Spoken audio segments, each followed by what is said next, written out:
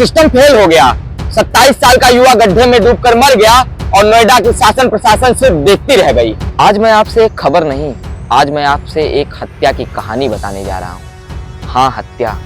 क्योंकि जब कोई 27 साल का युवा जो इंजीनियर था, जो अपने सपनों के लिए जी रहा था, जो अपने परिवार की उम्मीद था, अगर वो सिस्टम की लापरवाही की वजह से मर जाए तो उसे हादसा तो नहीं कहेंगे, उसे हत्या ही कहते हैं। नाम था युवराज, उम्र थी महज सिर्फ 27 साल, जगह था नोएडा। रात का समय था, अंधेरा था, सड़क पर कोई लाइट नहीं थी, न कोई चेतावनी का बोर्ड था, न कोई बैरिकेटिंग थी, और उसी सड़क पर एक खुला गड्ढा था जिसमें भरा हुआ था पानी। युवराज की कार सीधे उस गड्ढे में जाके गिर गई। कार गिरी, पानी भरा और युवक डूब गया।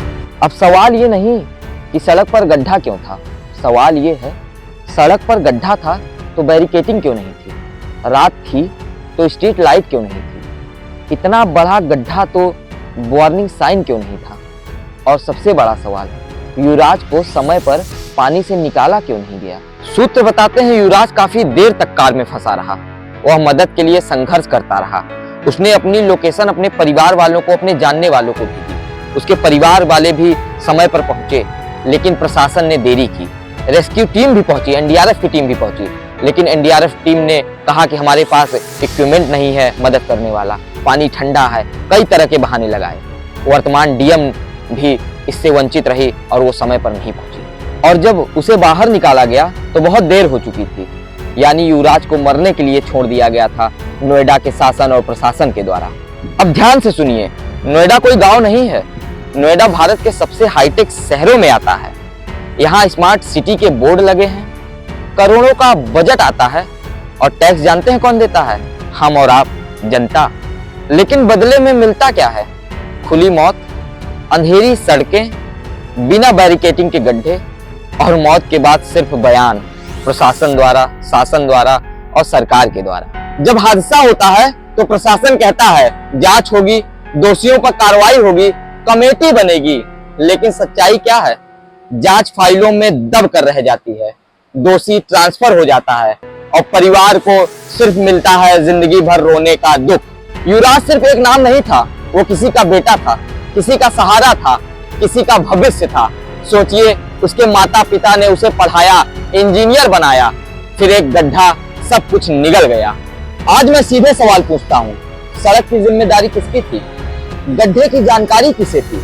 बैरिकेटिंग क्यों नहीं लगाई गई थी? लाइट क्यों नहीं थी? रेस्क्यू देर से क्यों हुआ?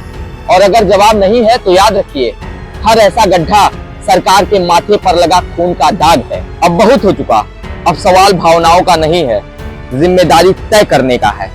हर गड्ढे का एक ठेकेदार होता है, हर सड़क का एक विभाग होता है, हर इलाके का एक अधिकारी होता है। तो फिर ये मौत किसके खाते में जाएगी? क्या इंजीनियर सस्पेंड हुआ? क्या ठेकेदार की गिरफ्तारी हुई? क्या अफसर पर एफआईआर हुआ? अगर जवाब नहीं है तो साफ समझ लीजिए, यह सिस्टम जनता की जान को सिर्फ एक नंबर समझता है।